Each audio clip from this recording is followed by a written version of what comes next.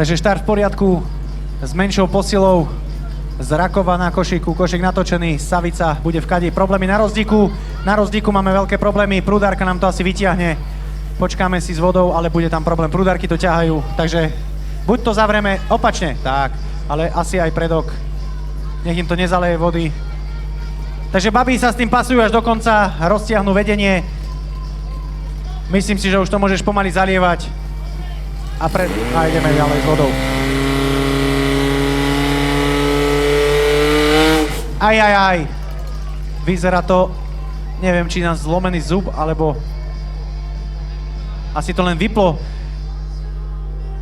Takže babi sa s tým pasovali až do samého konca, až ich zradil spoj, takže máme tam nedokončený pokus.